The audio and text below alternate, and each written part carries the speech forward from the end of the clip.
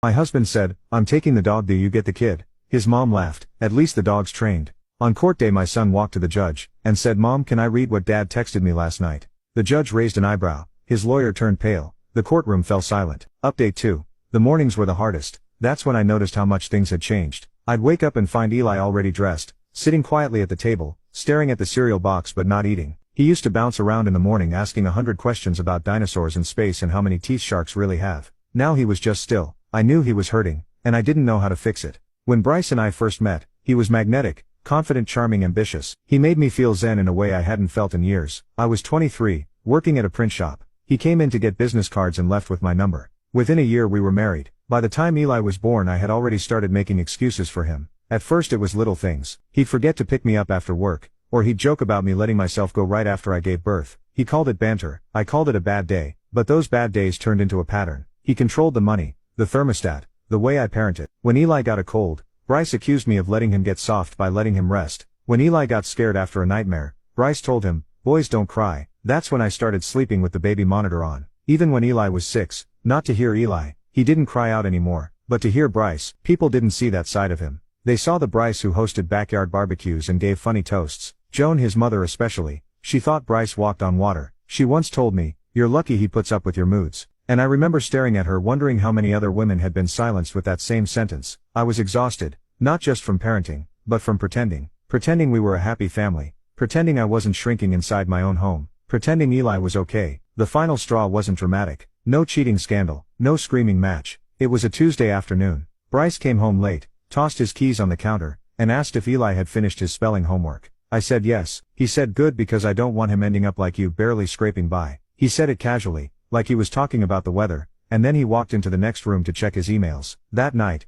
I waited until he was asleep. I got up, walked to the bathroom, locked the door and cried on the floor. Not because I was sad, but because I finally knew I was done. It took 3 more weeks for him to leave, and when he did he didn't pack up quietly. He took Zeus, his dignity, and any sense of decency he had left, and told me, "I got the kid." That phrase kept replaying in my mind. You get the kid, like Eli was some unwanted item in a divorce auction. But the truth is, I wanted the kid because he was kind, empathetic, smart. He saw people in ways adults couldn't. And if Bryce couldn't see the value in that, then Eli didn't need him. I didn't know then how much Eli had noticed. I didn't know how much he'd been holding in. But I'd find out soon, and so would the judge. The first custody meeting was in a sterile office downtown. Beige walls, leather chairs, a fake fern in the corner designed to feel neutral. It didn't. Bryce walked in 10 minutes late, wearing a blazer and smiling like he was the one getting interviewed. Joan trailed behind him, uninvited, but smugly planted herself in the waiting area with a Tupperware of homemade banana bread. She offered to the receptionist like we were all one big happy family.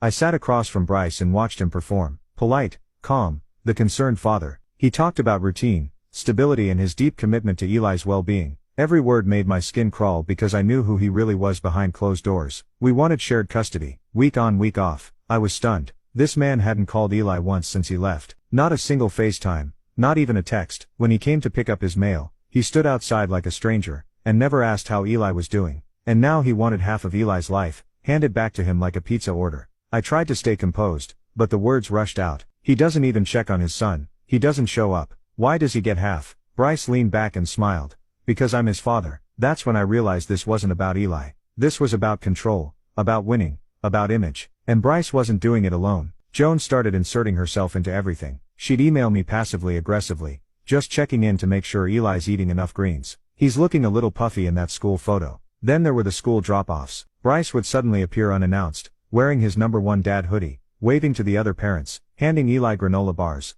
like he was the provider of the year. And Eli, he looked confused, uncomfortable. He stopped smiling in the mornings. At home I noticed a shift. Eli had more questions now, harder ones. Why does Dad say you don't want me to see him? Did you tell him I'm scared of his house? Is it bad to cry when I miss Zeus? That one gutted me. He missed the dog so badly, he'd started drawing Zeus into family photos. Except now Zeus was always standing between me and Eli, almost like a protector. One night, Eli came to me and whispered, "Dad told me not to tell you, but he says you cry too much, and I'll be messed up if I live with you all the time." I sat down on the floor in the hallway, and just held him. I didn't cry. I wanted to, but I couldn't afford to give Bryce that satisfaction. Instead I documented everything. I kept a journal, saved screenshots of every manipulative message. I made copies of the few emails Joan slipped up and sent directly. Things like, "If Eli doesn't learn discipline, he'll end up like your side of the family. Now you can watch the third part. by pressing share and more.